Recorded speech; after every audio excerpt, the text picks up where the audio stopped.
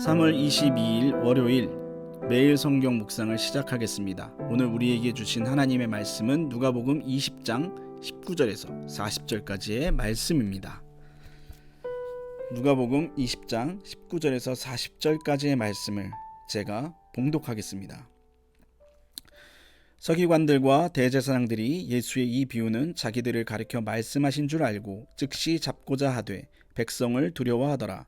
이에 그들이 엿보다가 예수를 총독의 다스림과 권세 아래 넘기려 하여 정탐들을 보내어 그들로 스스로 의인인 채 하며 예수의 말을 책잡게 하니, 그들이 물어 이르되 선생님이여 우리가 아노니 당신은 바로 말씀하시고 가르치시며 사람을 외모로 취하지 아니하시고 오직 진리로서 하나님의 도를 가르치시나이다.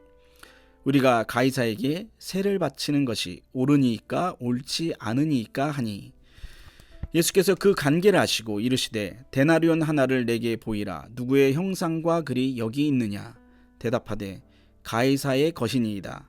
이르시되 그런즉 가이사의 것은 가이사에게, 하나님의 것은 하나님께 바치라 하시니, 그들이 백성 앞에서 그의 말을 능히 책잡지 못하고 그의 대답을 놀랍게 여겨 침묵하니라.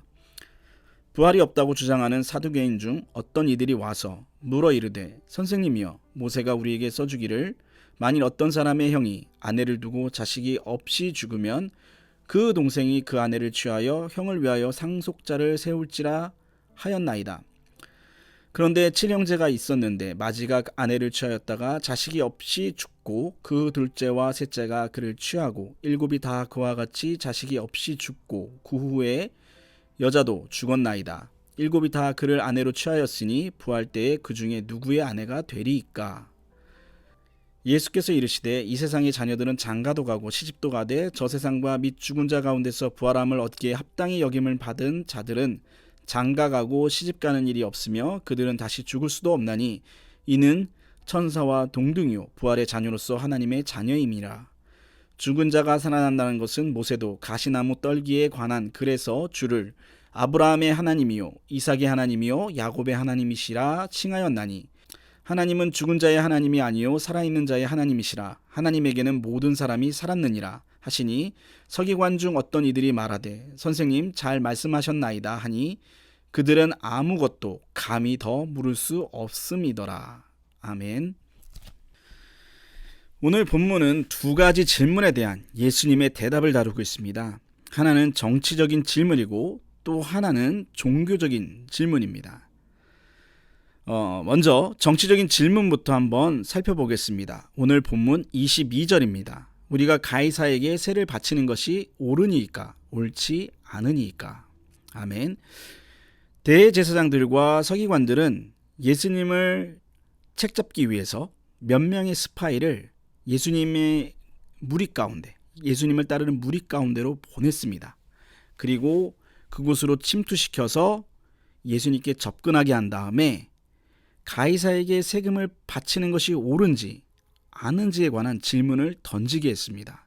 선량한 백성인 채 하면서 이런 질문을 던지게 한 것입니다. 그런데 예수님께서 누구십니까? 예수님은 딱 듣고 이 질문의 의도를 아셨습니다. 그래서 이들에게 돈을 가져오라고 말씀하셨습니다. 당시 돈은 은화인데 로마의 은화입니다. 데나리온이라고 이제 성경에 표현되는 그 은화인데, 그 은화에는 가이사, 즉 황제의 형상과 글귀가 새겨져 있었습니다. 예수님은 그 돈을 가지고 오라고 하신 다음에 그 돈에 누구의 형상과 누구의 글이 쓰여져 있는지 이렇게 질문을 하셨습니다. 이 정탐꾼들, 이 스파이들은 예수님의 이제 이 질문을 듣고 주저없이 이제 가이사 것이라고 이렇게 대답을 했습니다. 그것이 사실이니까요. 예수님은 그 대답을 듣고 이들에게 다시 대답하셨습니다. 가이사의 것은 가이사에게, 하나님의 것은 하나님께 바치라. 이렇게 대답을 하셨습니다. 여기서 이 예수님의 대답이 명대답인 이유는 바로 하나님의 것은 하나님께 드리라고 이렇게 표현한 말씀 때문입니다. 즉 하나님의 형상과 하나님의 글이 새겨진 것도 있다라는 그런 말씀입니다. 하나님의 형상과 하나님의 글이 새겨진 것이 무엇입니까? 어떤 존재입니까? 바로 사람입니다. 모든 사람에게는 하나님의 형상이 있습니다. 그리고 믿는 사람에게는 하나님의 형상과 하나님의 말씀이 있습니다. 하나님의 형상과 말씀이 있는 사람은 모두 하나님의 것이고, 돈을 주인 삼고 또 돈을 좋아하는 사람은 가이사의 것이라고 이렇게 말씀한 것입니다. 당시 대제사장과 바리새인들은 돈을 좋아하는 사람으로 유명했죠. 물론 다 그런 건 아니지만 많은 이들이 그랬다는 것입니다. 그러니까 주님은 이들을 향해서 이렇게 말씀하신 것입니다. 너희들은 돈을 좋아하는 사람들이니까 가이사의 것이다. 그러니 가이사를 섬겨라. 하지만 하나님의 형상과 말씀이 있는 사람은 하나님의 것이다. 그러니 그들은 하나님을 섬길 것이다. 이런 식으로 대답을 하신 것입니다. 이렇게 주님이 지혜롭게 대답을 하시니까 그들은 할 말이 없었습니다. 그래서 결국 이제 돌아가고 말았습니다. 그런데 이번에는 사두개인들 몇 명이 주님을 찾아왔습니다. 이들은 이번에는 정치적인 것이 아니라 종교적으로 민감한 질문을 예수님께 던졌습니다. 이제 바로 부활에 관한 질문인데, 오늘 본문 27절에서 33절입니다. 27절부터 한번 읽어보겠습니다. 부활이 없다고 주장하는 사두개인 중 어떤 이들이 와서 물어 이르되, 선생님이여, 모세가 우리에게 써주기를 만일 어떤 사람의 형이 아내를 두고 자식이 없이 죽으면 그 동생이 그 아내를 취하여 형을 위하여 상속자를 세울지니라 하였나이다. 그런데 7형제가 있었는데 마지가 아내를 취하였다가 자식이 없이 죽고 그 둘째와 셋째가 그를 취하고 7이 다 그와 같이 자식이 없이 죽고 그 외에 여자도 죽었나이다. 7이 다 그를 아내로 취하였으니 부활 때에 그 중에 누구의 아내가 되리이까. 오늘 본문 1절 말씀대로 대제사장을 비롯한 사두개인들은 부활을 믿지 않는 사람이었습니다. 그래서 이들은 부활이 없다는 근거로 계대결혼, 즉 형이 후사 없이 죽으면 동생이 형의 대를 이어야 한다는 그런 근거로 부활을 부정했습니다. 그런데 이 계대결혼 문제를 놓고 예수님께 다시 질문을 한 것입니다. 그런데 이번에도 예수님은 이들의 질문에 명쾌하게 대답하셨습니다. 핵심은 출애굽기 3장 6절이었습니다. 출애굽기 3장 6절입니다.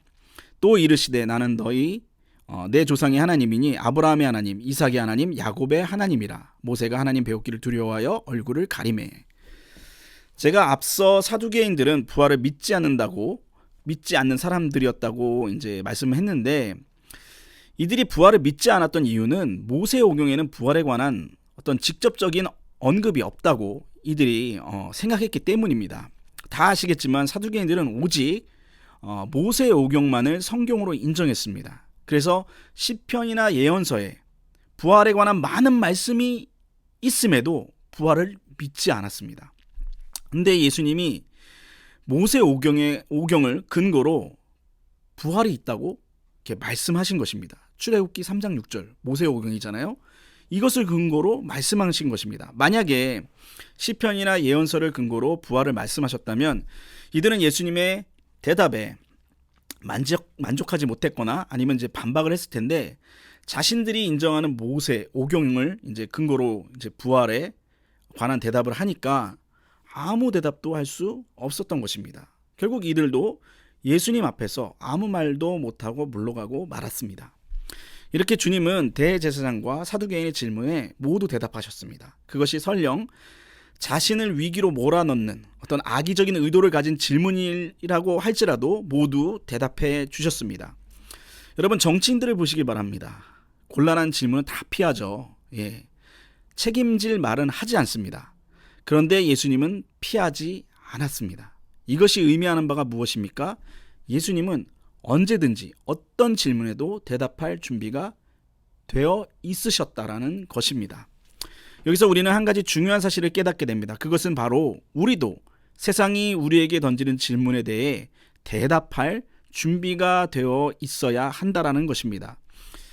왜 예수님을 믿는지, 왜 교회를 다니는지, 교회의 역할은 무엇인지, 왜 교회는 세상에 지탄을 받고 있는지 대답할 줄 알아야 한다는 것입니다. 그러기 위해서는 우리가 우리 자신을 먼저 깊이 돌아보는 시간이 필요합니다. 성경을 읽고 묵상하면서 성경에서 말하는 나는 누구인지, 나는 왜 교회를 다니는지, 왜 믿는 자로 살아가야 하는지, 내가 해야 하는 일은 무엇인지 뭐 이런 것들을 돌아보면서 생각하는 그런 시간을 가져야 한다는 것입니다. 그리고 하나님께 기도하면서 그렇게 고민하고 생각한 것들을 놓고 대답을 구해야 하는 것입니다. 그러면 세상이 우리에게 던지는 질문에 이제 뭐 예수님처럼은 대답할 수 없더라도, 그런 수준으로는 대답을 할 수 없더라도 최소한 우리가 믿는 믿음에 관한 대답은 해줄 수 있을 것입니다. 요즘처럼 세상의 교회를 향해 많은 질문을 던지는 시기는 없는 것 같습니다. 그런데 우리는 이런 질문에 아쉽게도 대답하지 못할 때가 너무나 많습니다. 하지만 이제부터라도 준비하면 됩니다. 주님은 어떤 질문이든지 대답할 준비가 되어 있으셨습니다. 우리도 준비하고 기도하고 말씀 묵상하고 하면은 세상의 질문에 대답할 수가 있을 것입니다. 언제나 세상이 던지는 질문에 대답할 수 있도록 성경을 많이 읽고 묵상하며 기도로 자신을 돌아보며 나아가는, 또 기도로 하나님께 그 답을 구하는 저와 여러분 되시기를 부탁드리겠습니다. 기도하겠습니다. 하나님 아버지, 이 새벽을 깨워주시고 말씀과 기도의 자리에 나올 수 있도록 인도해 주신 은혜에 감사드립니다. 하나님, 세상은 우리에게 많은 질문을 던집니다. 하나님에 관한 믿음에 관해, 하나님에 관해, 믿음에 관해, 교회의 역할에 관해 질문을 하곤 합니다. 그런데 우리는 이 질문에 대답할 준비가 되어 있지 않을 때가 너무나 많습니다. 하나님 아버지, 우리를 불쌍히 여겨주시고 아버지 하나님, 우리를 긍휼히 여겨주셔서 이제부터는 우리가 세상이 던지는 질문에 대답할 수 있는 그러한 준비가 되어 있을 수 있도록 하나님께서 인도하여 주시고 도와주시옵소서. 하나님 아버지, 오늘은 월요일입니다. 오늘부터 새롭게 시작되는 우리의 일상이 늘 평안할 수 있도록 인도해 주시고 우리가 있는 자리에서 하나님의 영광을 드러낼 수 있도록 하나님께서 은혜 베풀어 주시고 능력 부어 주시옵소서. 예수님의 이름으로 기도합니다. 아멘. 우리 다 같이 주기도문으로 매일 성경 묵상을 마치도록 하겠습니다. 하늘에 계신 우리 아버지, 아버지의 이름을 거룩하게 하시며 아버지의 나라가 오게 하시며 아버지의 뜻이 하늘에서와 같이 땅에서도 이루어지게 하소서. 오늘 우리에게 일용할 양식을 주시고 우리가 우리에게 잘못한 사람을 용서하여 준 것 같이 우리 죄를 용서하여 주시고 우리를 시험에 빠지지 않게 하시고 악에서 구하소서. 나라와 권능과 영광이 영원히 아버지의 것입니다. 아멘.